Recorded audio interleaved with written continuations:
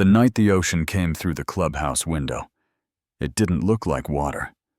It looked like a black fist, like the whole Atlantic balled up and swung once, hard, just to make a point. And I watched from my dark kitchen with the power out and the wind howling like it had teeth, thinking, well, that's the conversation I couldn't have at the HOA meeting, because nature doesn't negotiate, it arrives. I'm Eli Mercer, 22 years Navy. A lifetime counting whitecaps through steel rails.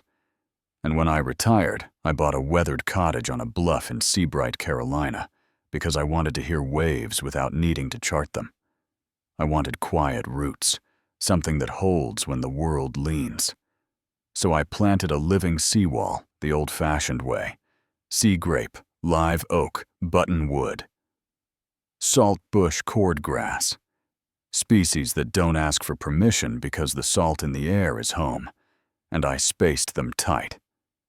Layered natives down the slope, let the roots knit the soil like laced fingers. Not a concrete slab that cracks when the ocean gets mean, but a green wall that flexes, breathes, and holds.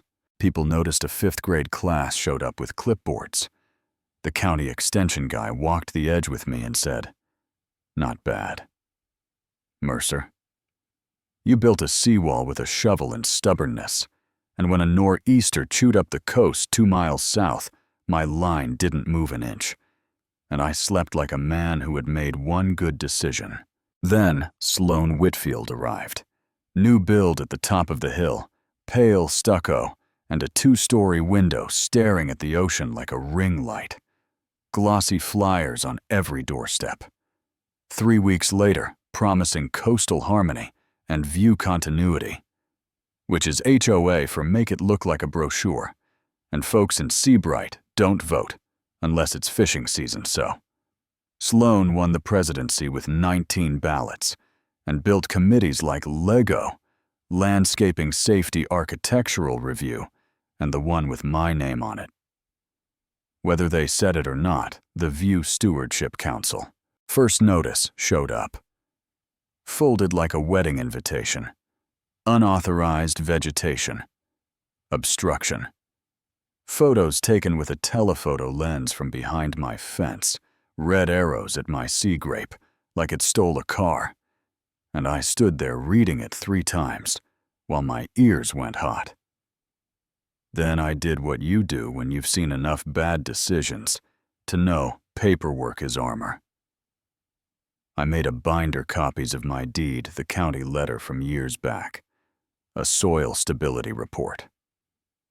I'd paid for the week I moved in, dropped it off in a manila folder with a neighborly note.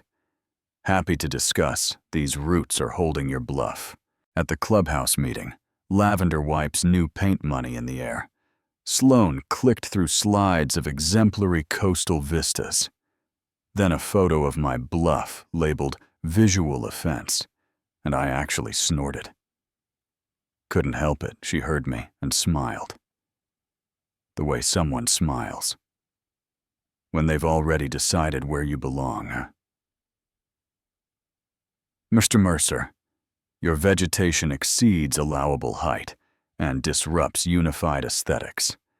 And I said those roots are the reason your lawn isn't surfing. You cut them. You're not improving a view. You're inviting the sea inside. She offered me knee-height shrubs as a compromise, and I said, knee-height. Whose knees? Which got a couple of quiet laughs, the kind people do with their eyes down.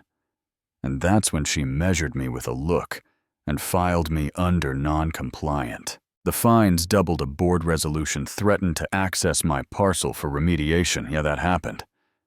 So I set a camera on my porch, posted, "No trespassing signs," called my state coastal buddy. "Jonah, document everything. Keep your receipts loud and your voice low." And my old Navy friend, Ray Ortiz, flew a drone and printed me a heat map proving my slope had 16 to 18% better shear resistance than any lot around then. A local reporter, Kara Holt, ran a segment with my green line next to a chewed-up coastline, and 2 days later, a pink slip was taped to my fence with circles and underlines, like I was in detention. Final notice removal, Tuesday 9:00 a.m. That morning, the air felt wrong before the trucks arrived.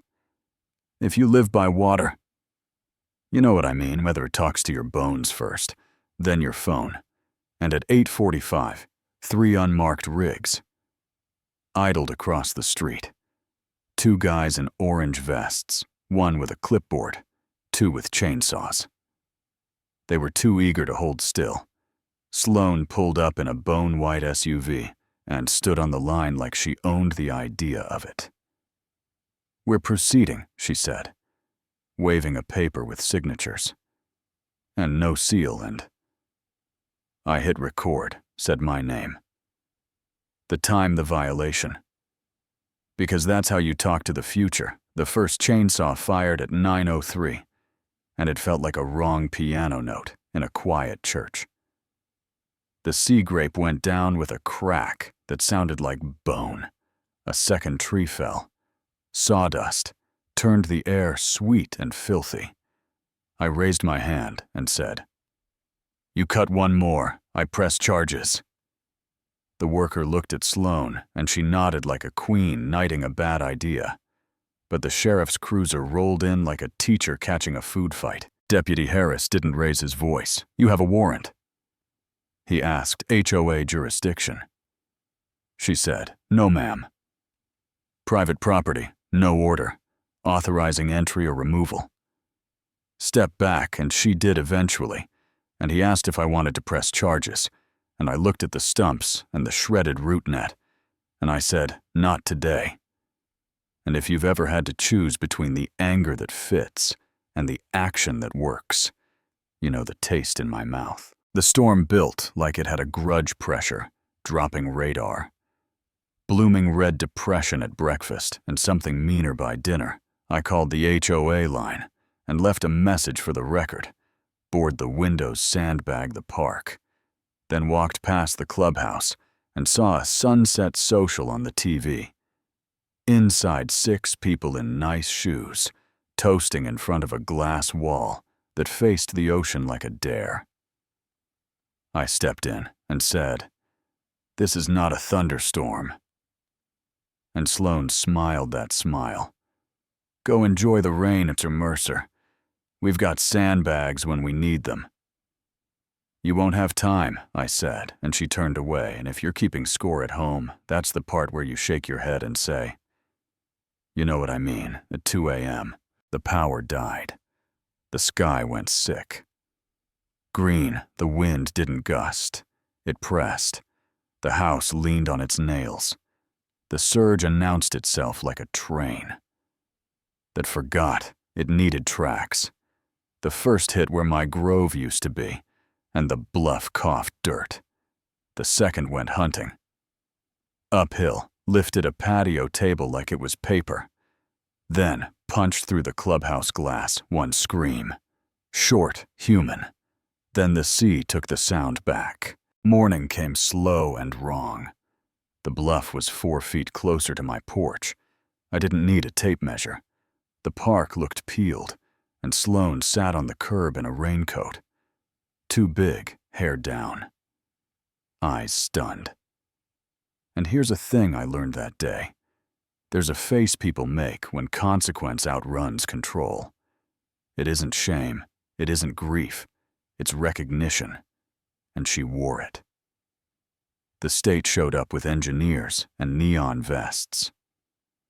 Dr. Leah Hahn knelt in the torn soil and ran a gloved hand through what had been a root net. You can see where it held the sheer textbook. Avoidable. Failure. Unauthorized disturbance. Spencer from the investigative team flipped through my binder and said, "You built yourself an airbag with paper and time." And I said, "No, I built a forest. The paper just told the story." 2 days later, Sloane read a statement on the broken clubhouse steps. I thought I was protecting property values. I didn't understand what those trees did. She resigned.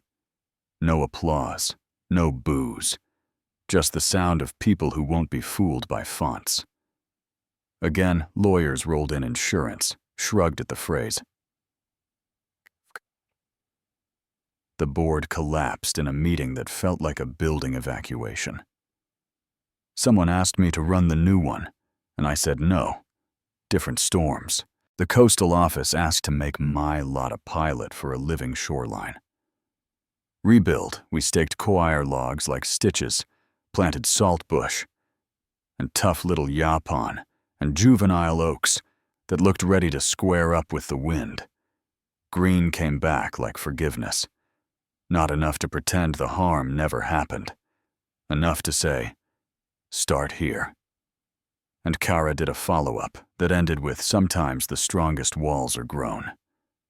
My inbox filled with HOA stories, fines for solar panels, rain barrels, vegetable gardens, and the city passed an ordinance nicknamed the Mercer Clause. No HOA can remove shoreline vegetation without a certified impact study. Will it stop every bad decision? No, will it make people hit pause? Maybe, and sometimes a pause is all you need for common sense to catch up. Here's the twist that seems to split people down the middle. I didn't sue Sloan personally. Plenty wanted me to. I understand why, but every time I pictured the courtroom, I saw her on the curb in that too big raincoat, with shock eyes. Did she deserve consequences? Yes, did she get them? Also, yes, the state did its job. The ordinance exists, and a check with her name on it won't regrow roots, so I chose differently, called it grace naivete. Weak, I've been called worse, I can live with it. A week later, a new couple from up the hill, sweet folks with Midwestern vowels and perfect cookies, asked if I'd consider trimming the new plantings for the neighborhood view knee height, the husband said. Like it was compromise, and I felt my jaw tighten. Took a breath, kept my voice even. If I trim the roots of your foundation, will you sleep better? I asked. He laughed until he saw I wasn't joking. His wife squeezed his arm. We're still learning, she said. So am I? I told her, and that's the honest truth. That afternoon, I carved a small cedar sign for the edge of the bluff.